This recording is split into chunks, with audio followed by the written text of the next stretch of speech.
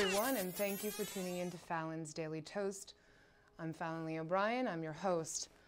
The Massachusetts Marijuana Legalization Initiative, also known as Question 4, was on the November 8th ballot in Massachusetts as an indirect initiated state statute. It was approved by a very large number. A yes vote supported this proposal to legalize marijuana, but regulate it in ways similar to alcoholic beverages.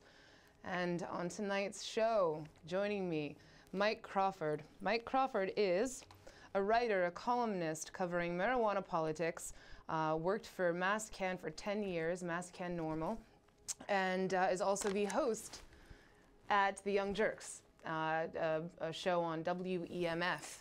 Thanks for being on the show, Mike. Thank you. Yeah, totally. Thanks for having me. Yeah, so I've been a fan of Mike for a few years now. He's very vocal and active when it comes to marijuana politics. So I guess we'll get right into it. Now, to start, because we only have 30 minutes, so the laws haven't been fully implemented, and already there's blowback from members of the State House. So let's talk a little bit about that. What should we be concerned about?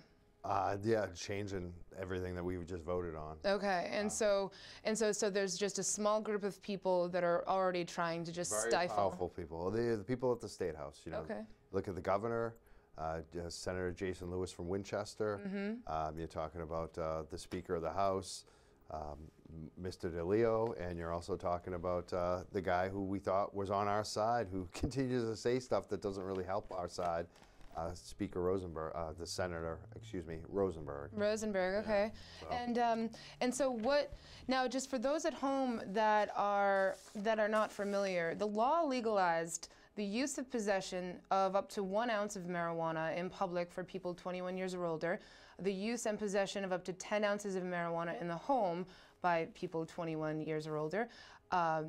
It's a person 21 years of age or older growing up to 6 marijuana plants at home per person and up to 12 marijuana plants per household. And so some of what these State House, some of these representatives, what are they trying to do? What exactly are they trying to stifle? Change all of that. Number one, they want to, one of the proposals is to take the plant count down from 12 to 6. Also to take the amount of marijuana you can have at the home from 10 ounces to 2 ounces. Wow. So I'm kind of concerned, like you grow 6 plants. What if how are you going to know how much the plants weigh? Like, it doesn't make sense. Like, well, not to mention 2 ounces is such a small amount. Talk a little bit about some of the lies that are being put out there to the people, specifically the one about 12 plants. $60,000. $60,000. Yeah, basically. Well, I mean, they're putting a lot of scare, things that don't really ring true to me. So scare tactics, okay. Especially when they compare other places to Massachusetts. The rent is damn high here. You know that? The cost of the electricity is high. Yes. So it costs a lot of money to grow marijuana. And to pretend that the average person is going to grow $60,000 worth of marijuana just does not. Like, that's the stuff that they put out there, and it's just not true. Like, the average person that actually does decide to grow in their home might just grow a couple plants, and it might be a very small, couple ounces, and they're making the number. They're inflating the numbers, just like they always do. Mm-hmm. And who is it primarily? Well, I think it's coming, well, recently that statistic we just quoted was a selectman from the town of Winchester, Selectman Powers. Okay. And he told me that he got that information from the folks from the State House, which is Senator Jason Lewis. So a lot of stuff like that was coming out, what I call lies, throughout the campaign. And I think the problem that the advocate side, my side has, the people I represent, I guess, is the fact that the people who were against decrim in 2008, and they were against medical in 2012, they were against legal in 2016, now they want to rewrite what we just voted on. 1.8 million people voted on it. There's nothing wrong with the initiative. It was written by the people from Colorado. The same folks from Colorado decided to update it and make it a little better for Massachusetts. And the initiative worked in Colorado. It should work in Massachusetts. There are no issues, really, if you look at it. But they're creating issues. They are creating issues. They want to stall it. They want to weaken it. They want to water it down. Continue prohibition. They want to cut it down by half. Yeah. And now this topic of marijuana, it also appeared on Massachusetts ballots in 2008 and 2012. and it was approved by nearly a 30-point margin. You're right. 65-35 decrim. Wow. 2008. Incredible. 2-1. 2 to 1. Yeah. Yeah, I mean, so this is just, there are so many people supporting this. Right. The decriminalization, the legalization, really trying to streamline medical marijuana facilities. And that's another thing too. So now here we have December 28th, the Massachusetts State Legislature voted to delay sales of recreational marijuana for 6 months. So originally, licensing for cannabis shops was set to begin on January 1st under this measure, but the delay set by legislators moved the date to July 1st. What is it exactly? I think they want to delay. The further they delay, the better chance they can kill it, number one. Okay. I also think that these politicians, call me skeptical, but I've pulled their records, and I see the contributions they're getting. They're getting contributions from medical marijuana dispensaries, who are the first game in town. They're getting contributions from alcohol distributing companies. They're getting contributions from maybe Big Pharma. I haven't seen too many of those, but there have been other ones that we've seen related to the marijuana issue in other states. They're getting a lot of money from law enforcement and also the district attorneys. There's a lot of people who have vested interest in this, and the longer they wait, the more money these politicians get to collect, the more checks they get to collect. Yeah, and that's and the another more power they have until it gets decided. I think that's one of the issues. I also think that, it's disgraceful. We have the issues in Massachusetts right now as a taxpayer. They're cutting funding for every program. Every program right now is, Governor Baker is talking about big cuts because the revenues aren't there.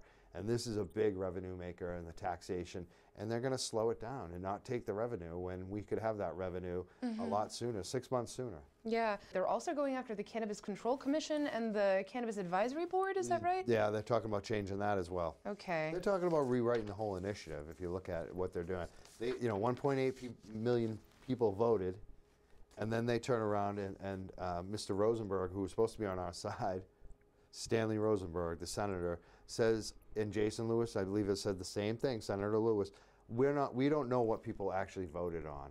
We think they wanted marijuana legalization, but we're not sure that they actually wanted it as the initiative was written. I read the initiative. I think a lot of people read that initiative, and if certain things weren't in there, they wouldn't have voted for it. I mean, that's my viewpoint. And some of the things they're trying to cut down on, like the plant counts, I wouldn't have voted on it if they had cut down the plant counts. I voted on it because there was a certain amount in there. So yeah, I think people knew what they were voting on.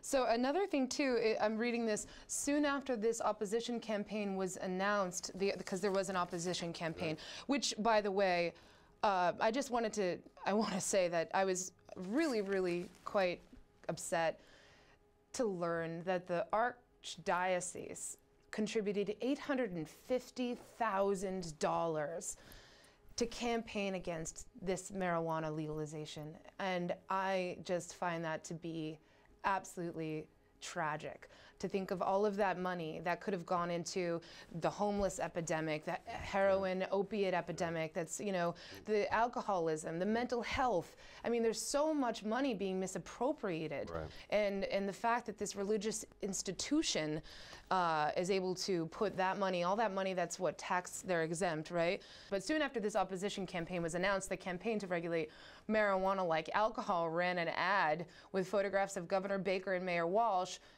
being a recovering alcoholic, and a speech bubble saying, "Our health policy, drink more alcohol." It's you can't beat that. No, you can't beat that, and that's the thing. The funny thing is, because the governor, there's pictures of him campaigning, drinking the Guinness. There's pictures out there. If you look up Google Governor Baker with his beer, and then he turns around and says marijuana is bad example for the kids. Right. Well, he's drinking beer. I mean, which isn't that hypocrite? So many people every year. It's terrible. It's such a poison. I didn't get that. I don't get the distinction where, I don't know. No, nor do I. And I think, too, of all this, the beautiful science that's coming out every single day about how beneficial cannabis oil is, or just marijuana with, people that have, are struggling with, whether it be autism or scoliosis or just a whole kaleidoscopic array of painful, debilitating diseases, and how much cannabis could just like be such an incredible beneficial asset. So much, it's so true. much. I mean, My grandmother's looking for it. yeah, I mean, you know, I was looking for it. Myself, I'm an athlete.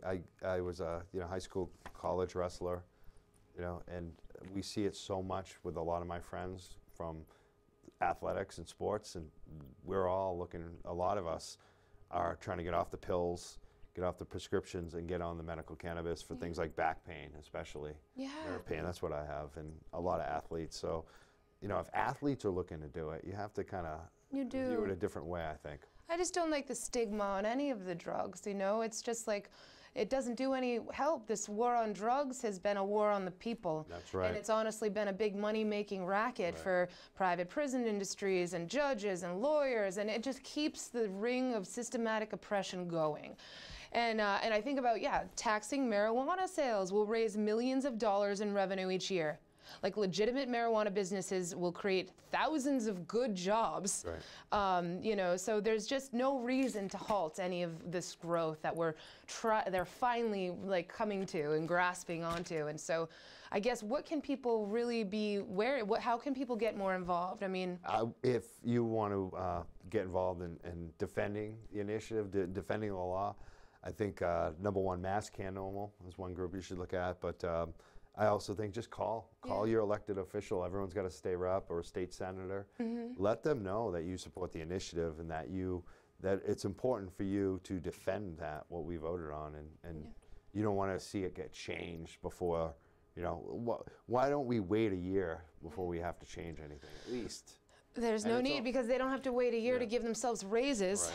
Right. And in the commission too, it says that the commission can change it. Like, if there's a problem, the commission has the ability to change the taxation, for instance. Okay. So things can be changed easily. It's just that these guys, the elected officials, want to change everything before it even got set up. And it's just, to me, and we know what they want to do by what they're proposing. They want to cut it. They want to cut it in half. They want to reduce everything. And when you cut down plant counts, people are going to jail. That's what's happening. People don't think that people go to jail anymore for marijuana in Massachusetts for a long time because of decrim and medical, but I'm still seeing it. I'm writing a story right now about two African-American gentlemen who are facing marijuana distribution charges, who were legal medical marijuana patients, who should have never been charged, who now, if at least one of them, if he was growing the same amount that he was just 6 months ago that he's being charged for and prosecuted for right now, if he had been growing that today, there'd be no charges. And so it still does happen, and hopefully that happens less and less, with laws like this. But the more they nibble it away, the more it happens. The more that because people don't know. Like, a lot of people don't know the ins and outs on how many plants and that they changed it. People think that once it gets voted on, that's it, it's done. Then 6 months later, it gets changed. A lot of people might not even know it. No, I know, because there's so much information coming at us at such alarming rates in the 21st century that some of what it's coming at us so quick. Right. So it's important to be caught up, to get and make sure your representatives are caught up with the laws and that they're informing you of what's going on. Now, I kind of want to get back to this. Now, not only are these two men that you spoke about that are being persecuted and continuing to be pulled into court and have to go through spending thousands of dollars to clear their names.